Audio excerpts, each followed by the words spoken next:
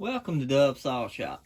So today what I want to do for you guys, got this G288 Husqvarna. Change the oil pump on it, but still leaking a little bit. So what I want to do is go ahead and change the oil pump tube. So I ordered the OEM tube. We're going to go ahead and pull this oil pump off. Change this tube out. Hope that fixes the leak. So pretty much tools you're going to need for this job. You're going to need an impact or something to get the clutch off. It's going to be a 19 or 3/4 inch socket. You're going to need a couple flatheads so you can pry the oil pump out. 3mm Allen socket or T-handle wrench or something to get the oil pump bolts out. And the sleeve for the crankshaft seal on the oil pump. You're going to need that so we can slide it on. That way we don't roll the lip. So we're going to go ahead and get started. Go ahead, make sure you got your bar chain, all that good jazz off. Go ahead, get the chain brake, clutch cover off.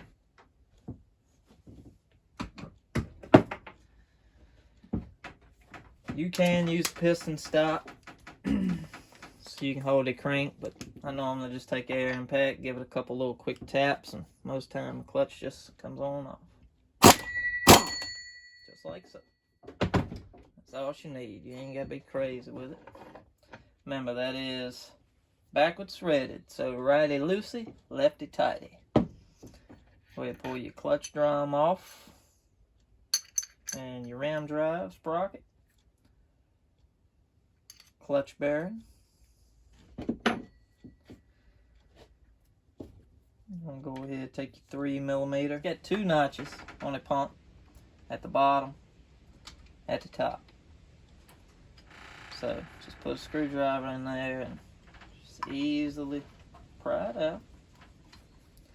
Now start moving. Slide it on out easy.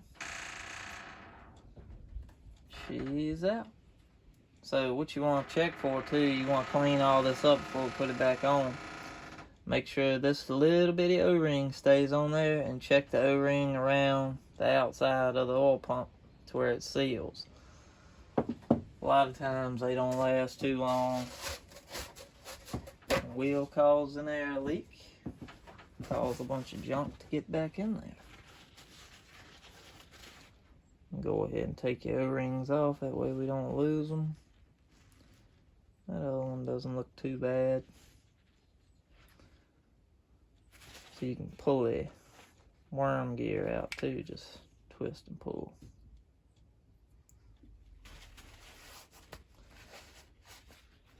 At this point, go ahead, clean up everything inside. Try not to get any dirt in the bearing if you can help it. Make sure all these surfaces are cleaned where gaskets and stuff's going to be mating back up. Want 0 air leaks in places like this. Grab the oil line, give it a little wiggle. That's where you're going to want to probably set the saw up. Pull the old hose out.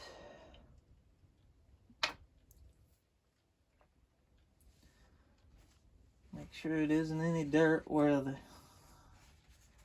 flange of that new hose is going to seat, because where it seats around that ridge to the case and on the top where the pump seats against it, you want to make sure that's clean, because that's where your leaks are going to be.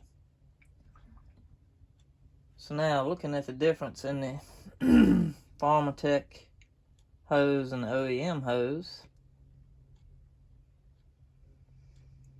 you can see the OEM hose is a little bit longer, probably about 1/4 inch longer than the Pharmatech. Let's go ahead and just drop your hose back in. So now, I'm going to go clean the oil pump. What you want to do now, you want to take shaft collar, slide it over crankshaft. Go ahead and put your little seal back on. In one swift, keen motion, go on always seat it. Don't pull back on it, because if you do, it may roll its seal lip.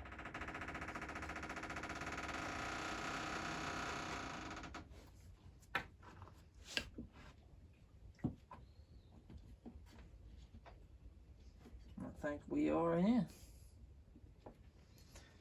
And get your bolts back. So I use the Raisman branded pump. I think I ordered it from HL Supply. The Pharmatech pump worked. It worked good with a 20-inch bar or with a 24-inch bar. It didn't have quite enough oil. Could have modified the oiler, but I just went ahead and ordered the Raisman. These ain't got to be crazy tight, but you do just want them snug down pretty good. Now's all you got to do. You can go ahead and pull your sleeve tool. Don't drop your washer. So behind there, it's got a washer to keep the worm gear from riding into the seal, tearing it up. So definitely want to make sure you install the washer first. Your worm gear, your bearing.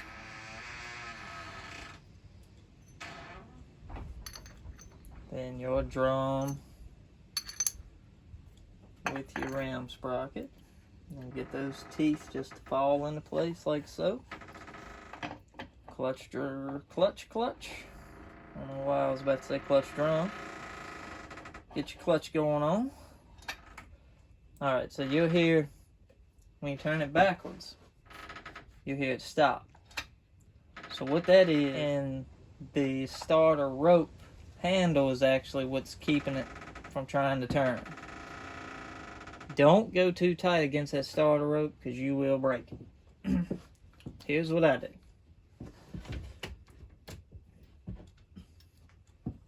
Take my little power torque. Remember, loosen is tighten, so I just bump it tight. That's it. So what I do is put the bar and chain on. I take the clutch cover, chain brake handle, and I go ahead and lock the chain brake. Start the saw.